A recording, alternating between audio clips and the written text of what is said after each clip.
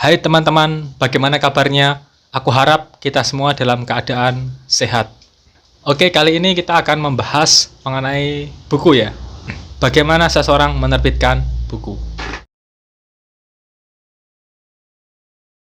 Di tahun 2021 ya, tahun ini, di pertengahan tahun ini, saya menerbitkan buku kumpulan cerita pendek yang saya beri judul Heliophilia. Bukunya ada di sini ya teman-teman. Kalau teman-teman mau lihat, bukunya ada di sini. Ini buku Heliophilia. Nah, bagaimana saya menerbitkan buku ini? Sebelumnya aku perkenalkan dulu. Heliophilia ini merupakan buku kumpulan cerita pendek. Isinya adalah kumpulan dari cerita-cerita pendek. Cerita-cerita pendek saya yang sebagian pernah dimuat di media, baik di koran maupun di media daring. Tapi sebagian sengaja aku tidak mengirim ke media atau belum pernah dimuat supaya pembaca lama karya-karya saya tidak bosan ketika membeli buku ini. Heliophilia ini saya kerjakan 1,5 tahun. Jadi saya mengumpulkan cerpen-cerpen mana yang memiliki satu benang merah, cerpen-cerpen mana yang setidaknya tidak tampak buruk sebagai sebuah cerpen. Dalam buku ini terdapat 15 cerita pendek. Cerpen-cerpen yang ada di dalamnya itu ada bertemakan kritik sosial atau hanya sekedar aku ingin bercerita saja. Buku ini berdimensi 13 cm kali 19 cm. Saya memilih dimensi ini karena tidak terlalu besar dan juga tidak terlalu kecil. Secara garis besar, Heliophilia dalam Kamus Besar Bahasa Indonesia berarti ketertarikan yang berlebihan terhadap cahaya matahari. Ketertarikan itu ada karena seseorang belum atau tidak mendapatkan apa yang dia inginkan.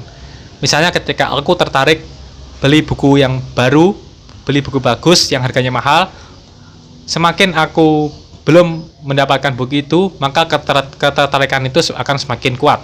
Logika inilah yang saya terapkan di buku Heliophilia. Teman-teman bisa mendapatkan buku ini di DM saya melalui Instagram maupun di marketplace di Shopee. Nanti linknya saya taruh di deskripsi. Lantas bagaimana saya menerbitkan Heliophilia?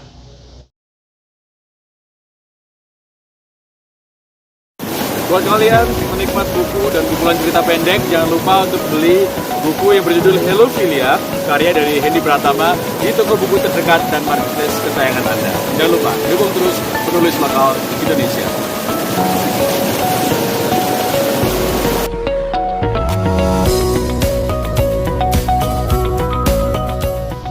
Proses awal seorang penulis ketika ingin menerbitkan buku, maka yang perlu dipersiapkan adalah naskah.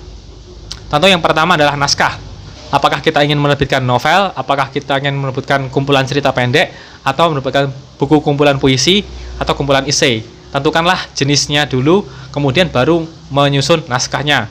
Teman-teman bisa menyusun naskah, dan ketika naskah itu sudah selesai, naskah awal selesai itu masih draft pertama. Teman-teman perlu menyunting kembali untuk memastikan apakah ini sudah pantas masuk ke dapur penerbitan. Kalau teman-teman merasa belum pantas, maka masuk tahap penyuntingan draft kedua. Yang menyunting adalah teman-teman sendiri. Teman-teman bisa tanya ke teman-teman, baik ke sesama penulis maupun ke seorang pembaca. Dengarkanlah masukan dari mereka, apa yang sebaiknya diperbaiki dan apa yang itu sudah bagus. Ketika teman-teman merasa bahwa naskah teman-teman sudah siap, maka itu dinamakan final draft atau draft yang terakhir. Nah, itu baru masuk ke penerbitan. Saya berbicara di sini penerbitan indie. Kalau mayor kita akan bahasnya nanti, karena buku saya Heliophilia terbit di penerbit indie. Dan ketika teman-teman sudah selesai mengedit diri sendiri, maka naskah biasanya masuk ke editor di pihak penerbitan.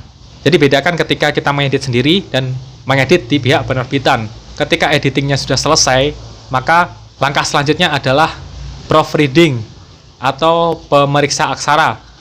Jadi aksara-aksara di dalam naskah teman-teman ini diperiksa.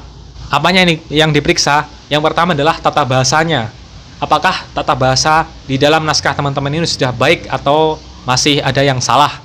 Kemudian diperiksa typo, tipe-tipe yang ada di dalam naskah. Apakah ada salah-salah ketik atau naskah ini sudah beres? Kalau naskah sudah selesai di pemeriksa aksara, maka langkah selanjutnya naskah masuk ke layout. Layout itu adalah tata letak.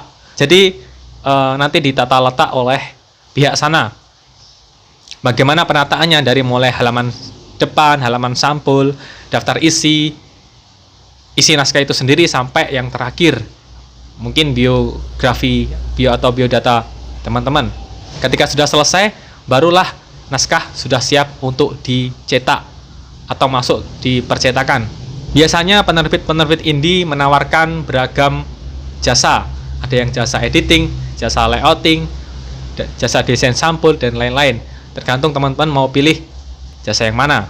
Penerbit indie ini seperti selayaknya percetakan ya. Selayaknya percetakan, ketika kita datang ke fotokopi, kemudian ingin mengcopy tugas-tugas kita atau lembar kerja kita, maka kita menggantinya dengan jasa. Nah, di penerbit indie kita mengganti seluruh biaya percetakan dengan uang, yang tentunya setiap penerbit memiliki harga yang bervariasi. Jadi menerbitkan buku di penerbit indie, yang pertama, teman-teman menyiapkan naskah, entah itu berupa novel, naskah kumpulan cerpen, naskah kumpulan puisi, naskah kumpulan esai, atau yang lainnya.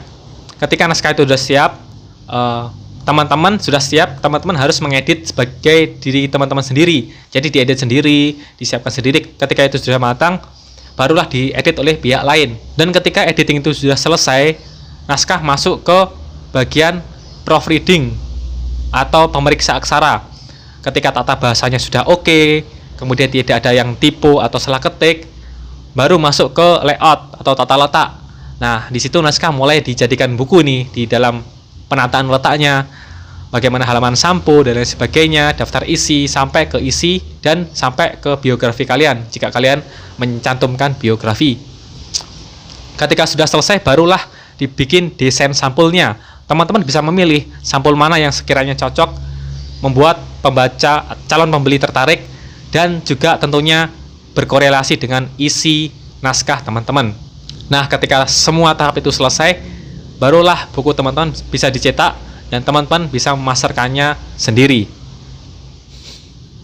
Begitulah kiranya menerbitkan buku Heliophilia ini ya. Jadi karena ini penerbit indie, ya saya segala sesuatunya saya yang ngatur. Tentu menerbitkan buku ini bukan perkara yang sulit sebetulnya jika teman-teman memilih penerbitan indie. Yang perlu diperhatikan adalah apa nilai tawar atau nilai jual dari buku teman-teman. Tentu pembaca pasti akan memilih-milih ketika disuruh untuk beli buku. Nah, apa yang teman-teman jual dalam buku itu yang paling penting, yang harus teman-teman dapatkan.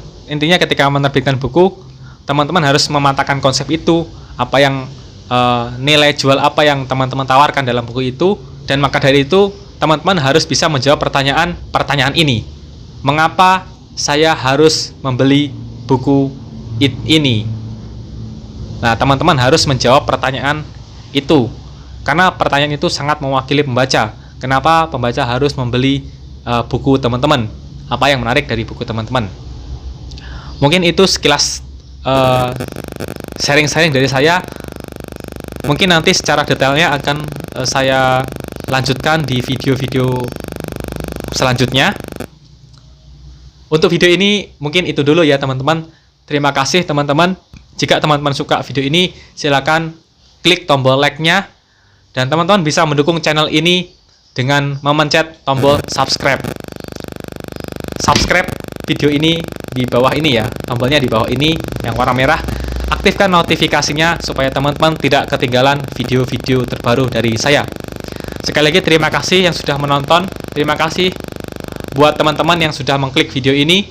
Terima kasih yang sudah menonton, baik yang menonton hanya di pertengahan maupun yang menonton sampai video ini selesai. Sekali lagi terima kasih atas dukungannya. Salam sehat, salam berkarya. Saya Hendy Pratama, terima kasih. Jangan lupa tonton video saya yang lain.